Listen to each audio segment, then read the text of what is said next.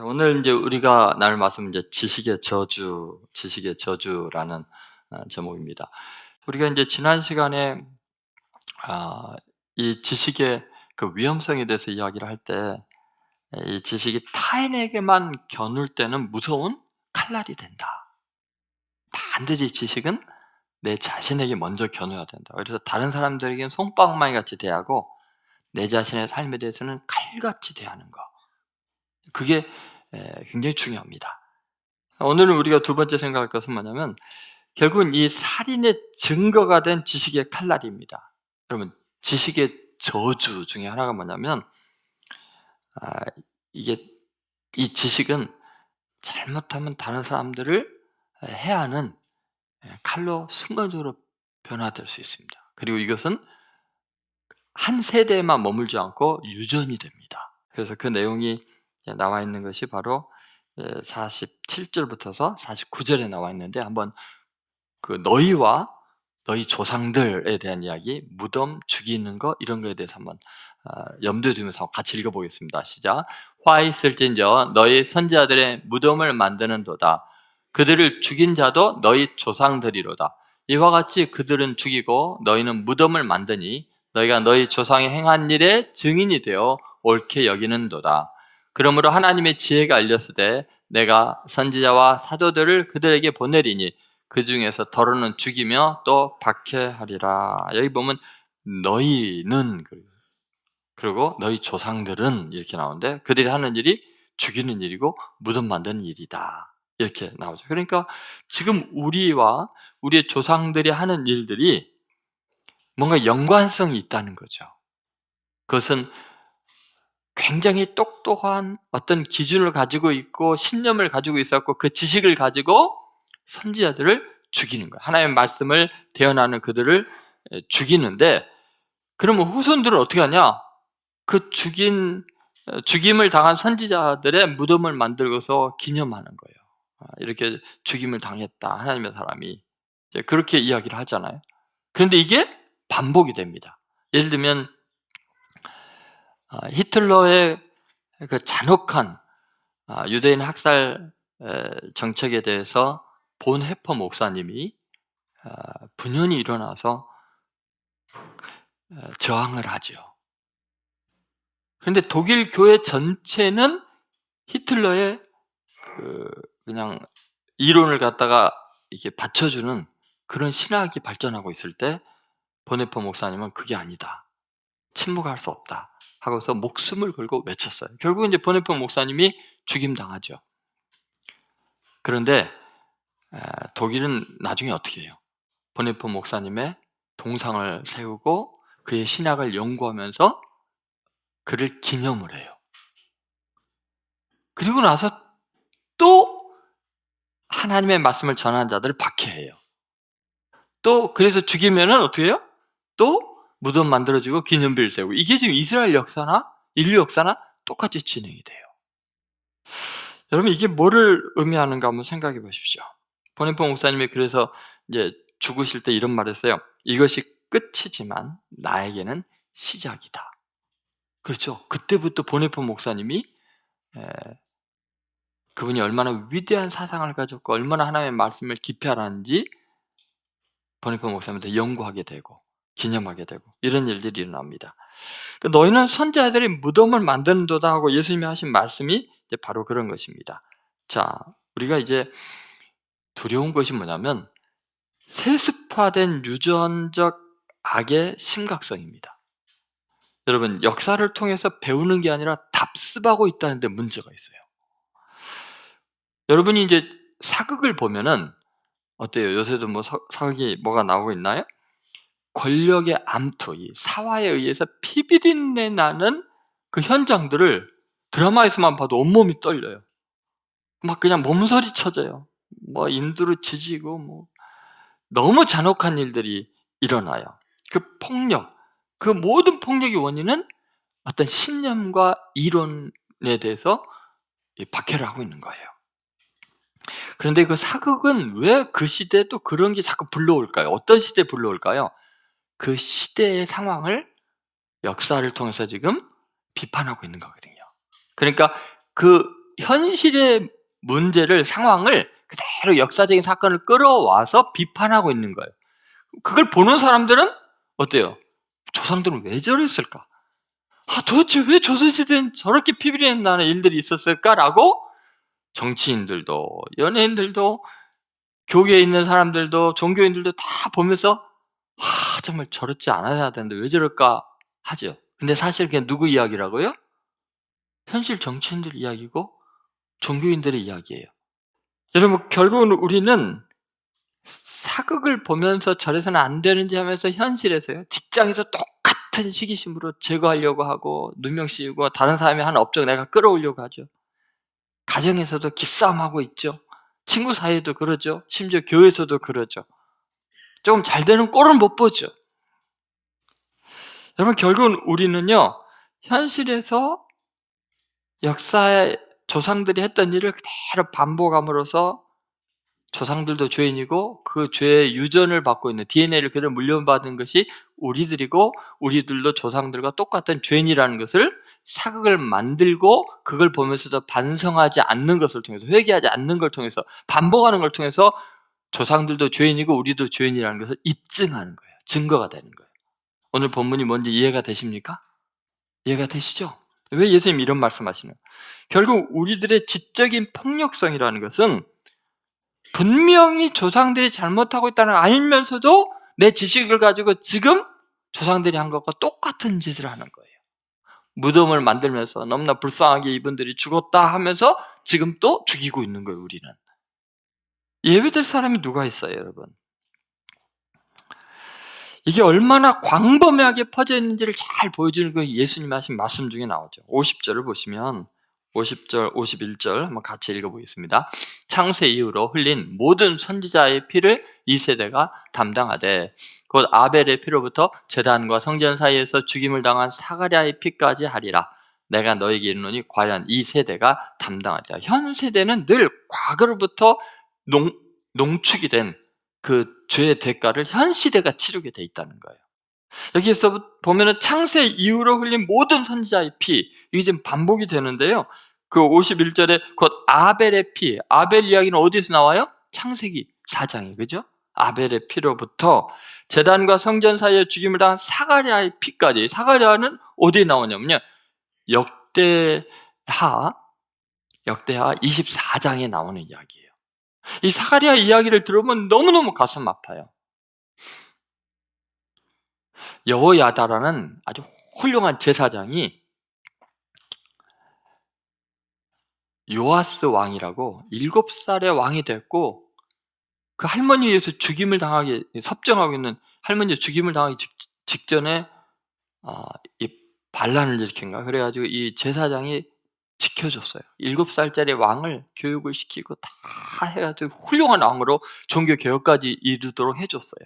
그런데 나중에 커서 여호야다 제사장 자기를 지키고 가르쳐줬던 이 스승이 돌아가시니까 그 아들 사가랴를 죽여요. 왜냐하면 우상 숭배하고 요시아 왕이 타락하고 백성들이 다 바알과 아세라를 숭배하니까 아니 자기 아버지 제사장이 돌아가시자마자 이렇게 백성들이 타락할 수 있는가 하고서 성령이 감동하셔갖고 사가랴가 외치니까요. 제단과 성소 사이에서 그러니까 성전의 뜰에서 쳐서 죽여요. 왕의 명령으로 죽여요. 은혜를 원수로 갚은 거죠. 이게 극단적인 죄의 모습이죠. 예수님이 그걸 이야기해요. 근데 중요한 건 이런 거죠. 그 역대하가 히브리 성경, 이스라엘 성경은 지금 우리가 가지고 있는 기독교 성경과 달라요. 순서가 달라요. 히브리 성경은 처음에 율법서가 있고 그 다음에 예언서가 있고 그 다음에 성문서가 있어요. 이걸 이제 타나크라고 하는데 토라, 느비힘 예언서, 그 다음에 캇수빔 성문서예요. 그런데 이 역대상하는 역사서나 예언서로 안 들어가고 신기하게 이 성문서에 들어가요. 욥시편 뭐 이런 다니엘서처럼. 그래가지고 맨 마지막 히브리 성경, 히브리인들이 쓰는 유대인의 성경의 맨 마지막이 역대하로 돼 있는 거예요. 그러니까 역대하에 나와 있는 사가랴가 피 흘려 죽임당하는 요거, 이 내용을 이야기하는. 그러면 아벨의 이야기는 창세기에 있고 히브리 성경의 맨 마지막인 역대기에는 누가 죽었어요? 사가랴가 죽은 거예요. 그래서 예수님은 그렇게 이야기하는 거예요. 성경 전체가 피로 물들어 있다. 인간의 역사라는 것이 이렇게 죄악이 가득하다, 이걸 이야기를 하고 있는 거죠. 그래서 이걸 양단법이라고 하는데, 예수님께서 아벨부터 사가랴까지, 일단 창세 이후로, 이게 뭐냐면은 끝과 끝을 이야기를 하면서, 극단적인 걸 이야기를 하면서 전체를 말하는 거예요. 그러니까 성경 전체가 너희들이 하나님의 말씀을 대적하고 하나님의 말씀을 전한 자들을 어떻게 하면 제거하고 죽이려고 하는 그런 피로 범벅이 돼 있다, 이야기하는 거예요. 그럼 여러분, 현실은 다를까요? 여러분, 유럽의 역사 내내 보면요, 믿는 자들끼리 그 천주교와 개신교의 그 어마어마한 피흘이 나는 전쟁과 살육의 이야기, 이제 여러분이 이제 곧 아마 특강으로 들으실 거예요. 어마어마합니다. 특히 진리를 절대시 이거 내가 가장 잘 안다고 생각할 때 이런 일을 저지르는 거예요. 이 지식의 저주예요, 이게. 그래서 여러분, 많이 모르는 사람은요, 무지한 사람은요, 뭐 성경도 잘 모르고 교회도 잘 모르고 교회 온 지 얼마 안 된 사람은요, 실수를 해도 자기 주위에 있는 몇 사람한테 해를 끼쳐요. 근데 교회를 잘 알고 유명하고 성경을 많이 알고 저 사람 대단한 사람에 인정받은 사람은 그 공동체 전체를 무너뜨릴 수도 있어요. 지식이 많은 사람은요, 나라 전체를 흔들 수도 있어요. 지식이 저주가 돼요. 여러분, 이게 얼마나 무서운 이야기인가를 한번 여러분 생각해 봐야 돼요. 역사는 계속 반복이 돼요. 인간이 죄성에 대해서 예수님이 좀 강력하게 이야기하시는 거예요.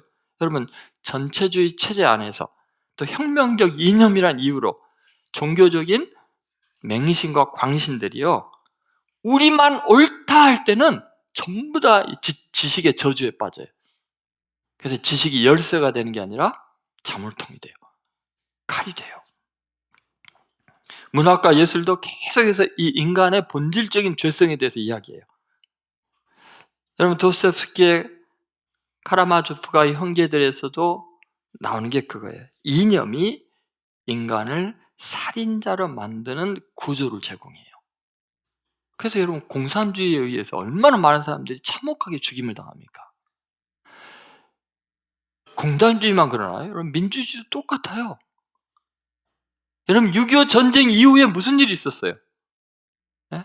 빨갱이들한 이유로 이웃들을 얼마나 많이 경찰들과 군인들이 학살했는지, 여러분, 전라도 쪽, 벌교 쪽 이런 데 가보면요, 참혹한 이야기들이 너무 많습니다. 형제가 형제를 죽인다니까, 이념 때문에. 그럼 공산주의가 왔을 때는 공산주의 때문에 죽이고, 그들이 물러갈 때는 또 민주주의 때문에 사람을 죽인다니까요. 여러분, 신이 없으면 모든 것이 용납이 되는, 악이 용납이 되는, 왜요? 이념 때문에, 권력 때문에 얼마나 인간이 잔인해진지 몰라요. 그래서 예수님이 그 이야기를 하는 거예요. 아벨을 비롯해 사가랴 피까지 온통 인류의 역사라는 게 피비린내 나는 이념 전쟁이에요. 이 지적인 저주에 빠져 있다.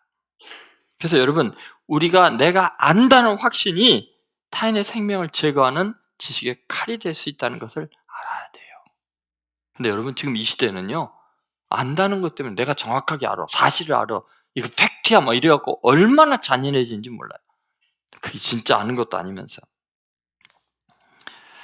그래서 결국은 그래요. 선지자와 사도들까지 죽인다고 하잖아요. 선지자, 구약이에요. 사도들, 신약에 있는 하나님의 사람들이에요. 그리고 나중에 예수님까지 죽여요. 메시아마저 죽여요. 여러분, 우리가 안다고 하는 것이 얼마나 무서운 큰 책임을 져야 되고 저주에 빠지는지를 한번 생각해 보세요. 그걸 잘 보여주는 것이 요한복음 9장에 나와 있는 예수님께서 날 때부터 시각장애인이 된 사람을 고치신 사건에서 일어나요. 바리새인들이 이제 예수님에 대해서 공격을 하게 되는 계기가 되는 게 이 사건이죠. 41절, 요한복음 9장 41절 같이 한번 읽어보겠습니다. 예수께서 이르시되 너희가 맹인이 되었더라면 죄가 없었으려니와 본다고 하니 너희 죄가 그대로 있느니라. 여러분, 너희가 맹인이 되었더라면 이게 무지가 죄가 아니라는 거예요. 죄 없다. 무지한 게 죄가 아니다. 근데 본다고 하니, 네가 안다고 하니까, 지식이 있다고 하니까 너희 죄가 그대로 있느니라. 어때? 지식의 저주죠? 차라리 모르는 사람은 괜찮아요. 여러분, 제가 처음에 교회 왔을 때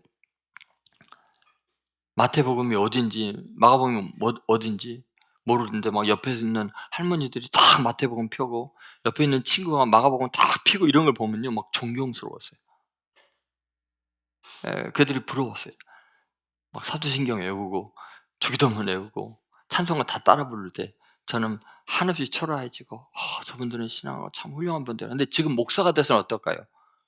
웬만하면 다 우습게 보이고 무례하고 교만해져 있잖아요. 여러분은 어떠세요? 저는 그런데. 제가 교육전사 때는요, 대한민국의 웬만한 목사님 설교 들으면은 너무 우스웠어요. 왜 설교를 저렇게 할까? 얼마나 교만한지 몰라요. 알지도 못하면서. 근데 요새는요, 교육전사님 설교 들어도 은혜를 받아요.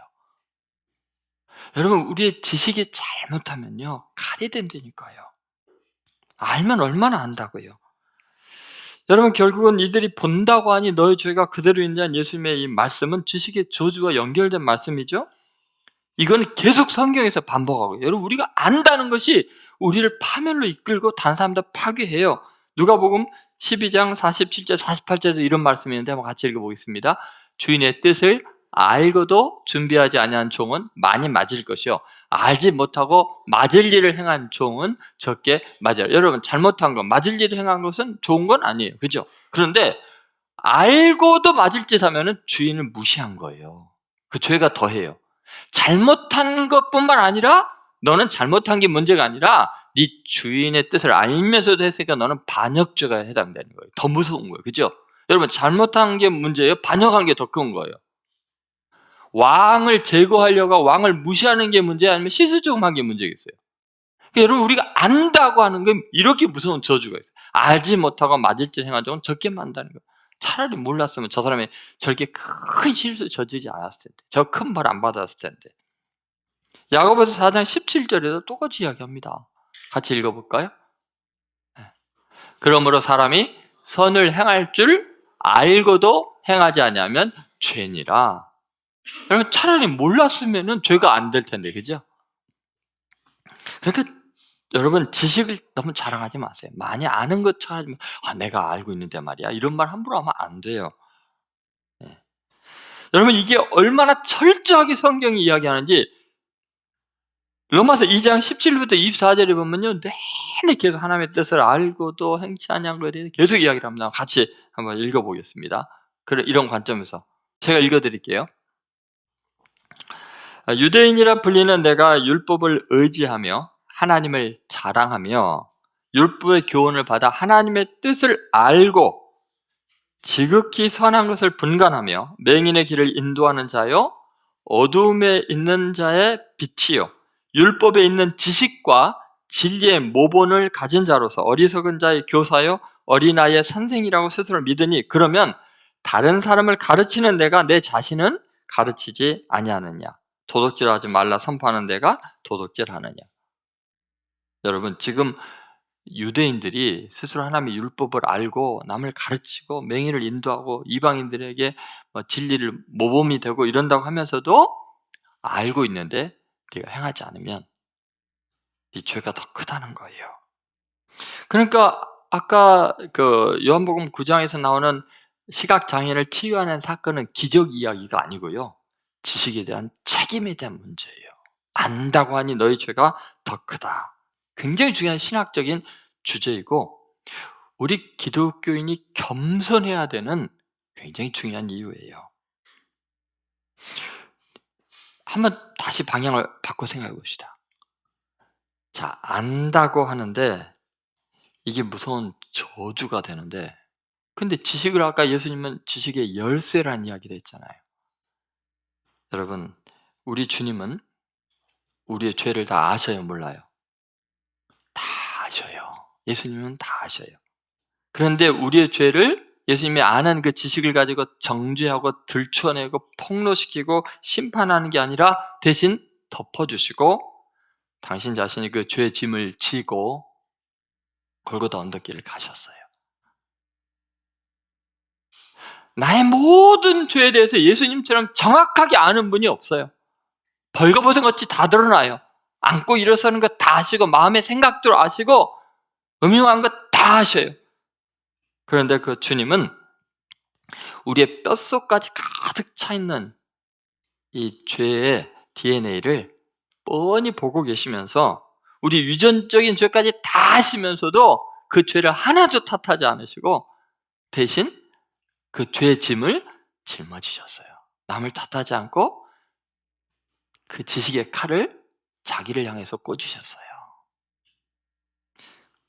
우리 대신 책임을 져주셨기 때문에 우리가 심판을 안 받고 구원을 받은 거예요. 그 은혜로운 지식의 열쇠를 가지고 우리를 죄에서 해방해 주셨어요. 천국의 문을 열어서 그곳으로 갈 수 있게 해주셨어요. 여러분, 지식이 죽이는 칼이 되느냐 살리는 열쇠가 되느냐는 내가 십자가를 지느냐 남에게 지우느냐로 결정이 돼요. 바리새인과 서기관들은 결국 예수님을 십자가에 매달았어요. 그렇죠? 남을 십자가에 매달았어요. 예수님은 그 지식을 가지고 십자가를 지셨어요. 여러분, 가정에서 어려운 일이 있을 때 다들 내가 아는데 각오 들춰내면서 정확하게 이야기를 하는 이유가 뭐예요? 내가 대신 짊어질게요. 알지만 내가 잘못했어요. 그러면 거기 천국이 이루어지고 천국이 열려요. 그죠? 다 알아. 몇 년 전에 당신 이런 말 했잖아. 이런 짓 했잖아. 기억도 안 나는데 다 알아. 그럼 뭐예요? 그건 지옥으로 가는 거예요, 이제. 여러분, 예수님 안에서 우리는 그 엄청난 지식의 열쇠로 인해서 무거운 죄짐이 풀려져 나가는 걸 경험해요. 닫혀졌던 미래가 열려요. 다시 내 어두운 과거에 지은 죄와 허물 때문에 앞날이 캄캄했는데 주님이 내 죄를 대속해 주시고 피 흘려 주심으로 책임져 주셔서 미래가 환히 열리는 거예요. 그래서 지식의 열쇠인 거예요. 천국으로 가는 열쇠죠. 그것을 사울로 또 바울이 경험을 했죠. 스데반 돌로 쳐 죽이고 못된 짓 다 했어요. 하나님 일을 한다고 지식 갖고 그 똑똑한 머리 가지고 얼마나 많은 사람 잡아가지고 정죄했어요. 그런데 예수님을 만났어요. 그 예수님이 자기에게 새로운 길을 열어주셨어요. 그걸 경험한 바울이 로마서 8장 1절 2절에 오라 나는 공고한 사람이라 사망의 모습 누가 나를 구원하라고 절망했던 그가 이렇게 고백을 하죠. 같이 읽겠습니다. 그러므로 이제 그리스도 예수 안에 있는 자에게는 결코 정죄함이 없나니 이는 그리스도 예수 안에 있는 생명의 성령의 법이 죄와 사망의 법에서 너를 해방하였음이라. 아멘. 그리스도 안에서는 해방이 있는데 성령의 법이 역사하는데 왜 누구 안에서는 어떤 사람 안에서는 해방이 없냐고요. 더 갇혀지고 더 미래가 캄캄해지고 더 죄의 무거운 짐을 지고 쓰러지게 하냐고요. 여러분, 이게 복음 아닙니까? 우리 그리스도인들은 끊임없이 다른 사람들을 해방시키는 복음의 사람들이 되어야 돼요. 십자가를 지워주는 게 아니라 지식의 열쇠로 십자가를 대신 내가 짊어지고 다른 사람을 자유케 하는 그리스도인들이 되어야 할 줄로 믿습니다. 아멘입니까? 네, 꼭 그렇게 변화되는 여러분 되시기를 주의 이름으로 소망합니다.